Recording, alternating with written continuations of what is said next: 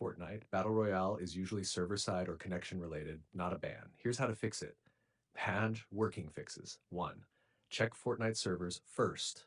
This error often happens when servers are down. Check status of Epic Games servers. If servers are down, just wait. No fix needed. Happens during updates events. Restart Game & Launcher, close Fortnite completely, close Epic Games Launcher, reopen and log in again. Number 3, switch region quick fix. Go to Settings, Game, Matchmaking region, change to Auto or another nearby region. Fixes server sync issues. 4, fix internet DNS. Try, restart router, turn off 5 to 10 min, use different internet hotspot test, change DNS. You can see the code in our conversation history. If hotspot works, your network is the issue. Header 5, verify game files. Open Epic Games Launcher, Library, Fortnite 3 dots, verify.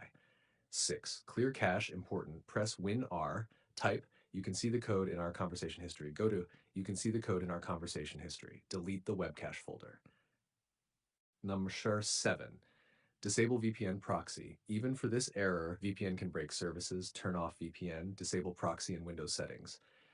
8, relog in your account, log out of Epic Games Launcher, log back in, fixes locker sync issues.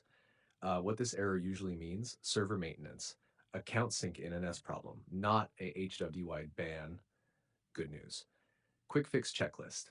Check servers, restart launcher, change region, try hotspot, verify files, clear cache, disable VPN. If you want, tell me, does it happen every time or randomly?